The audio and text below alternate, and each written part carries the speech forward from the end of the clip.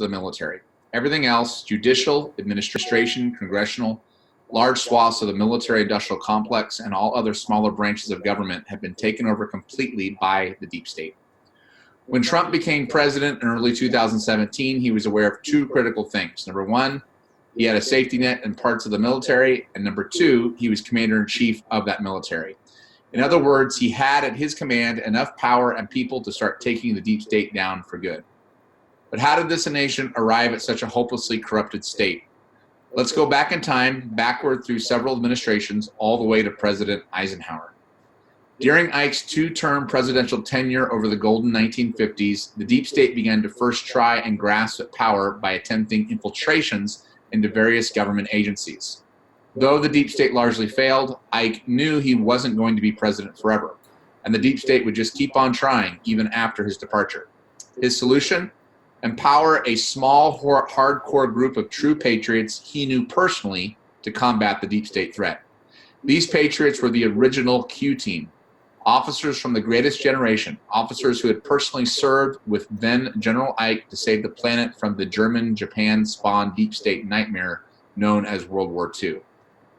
These patriots would pass the words, actions, and plans of how to combat the deep state down the years to today, and some people know them as Q. Q is a team, not a single person. Q plus is, of course, President Trump himself. By the time Ike left the presidency, the original Q team briefed the then newly inaugurated President Kennedy about how the deep state was attempting to fully take over our government. Kennedy moved to start dealing with this, but was murdered by his own vice president. When President Johnson came to power, the deep state now had full control over our government, and the Q team wisely chose not to divulge its existence to Johnson, as he would have just sought to destroy them. Johnson, Nixon, Ford, and Carter were just a long line of hopelessly deep state presidents, forcing the Q team to remain hidden and severely restrained. Meanwhile, the deep state permeated our entire governmental structure.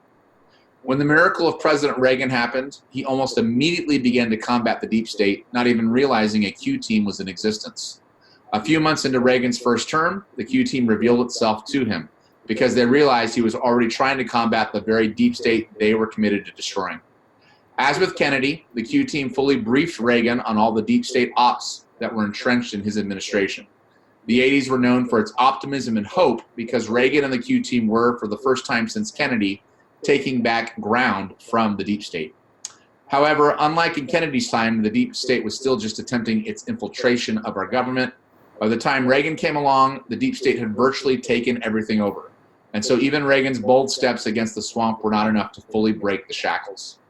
Bush Sr., the satanic pedophile who had attempted to murder Reagan, started another long line of corrupt deep state presidents: Clinton, Bush Jr., and Hussein. Once again, the Q team was forced to work behind the scenes from a position of obscurity, resulting in some fairly desperate ops in an attempt to whittle down the deep state.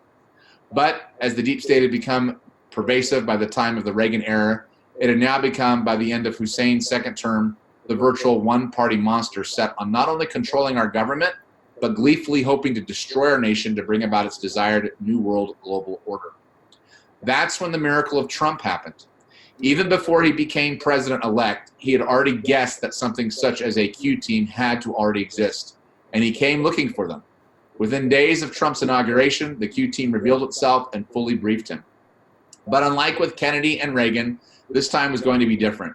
The Q team was not just going to help the president attempt to fight back against the deep state. No.